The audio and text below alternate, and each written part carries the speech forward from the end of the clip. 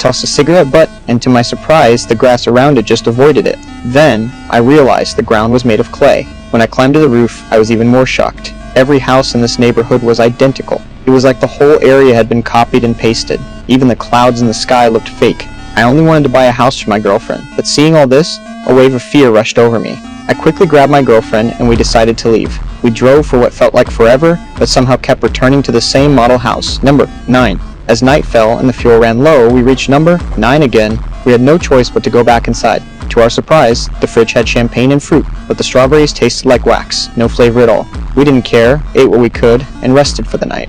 The next day, we decided to leave on foot, avoiding any turns. We walked toward the sun. We walked until the sun set, but still hadn't left the neighborhood. Just as we were about to give up, my girlfriend noticed a light coming from a house. She rushed inside, thinking there were others here. But when she entered, the table was filled with the food we ate last night. We were back to square one.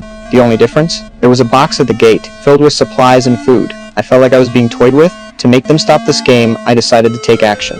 I set fire to house number 9. Hoped this would draw out whoever was behind this, but by the time the house turned to ashes, we still hadn't seen anyone. Exhausted, we fell asleep.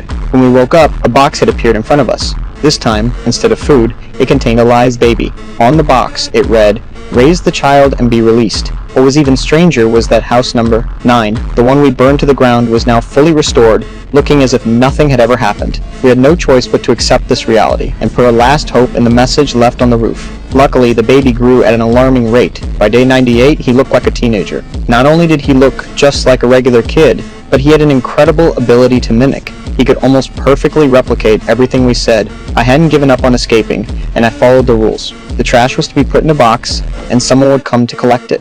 I sat there, staring at the box, waiting for the collector to show up, but it always disappeared when I wasn't looking. Finally, I came up with a plan. Since this world was fake, the answer must lie underground.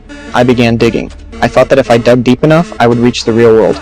Day and night, I dug, from hope to obsession. Sometimes, I swore I could hear sounds from below, sounds just like the ones the boy made while watching TV. Then, I made a desperate decision. I wouldn't let my girlfriend feed the boy anymore. I locked him in the car outside. I believed that whoever was behind this wouldn't let him die, but my girlfriend softened. A long time spent with the boy made her care for him. After this, things between us began to change. I stopped caring for her and the boy, and dug relentlessly. When I grew tired, I slept in the hole, and when I woke up, I dug again. Meanwhile, my girlfriend came up with her own plan. She wanted to uncover the mystery of the boy. One day, the boy brought a book from somewhere, full of strange symbols, but the pictures made it clear. It was a book about studying humans. My girlfriend wanted to know where the book came from, but the boy was guarded, refusing to say. So she pretended to play a mimic game with him, asking him to imitate everyone he had seen. And then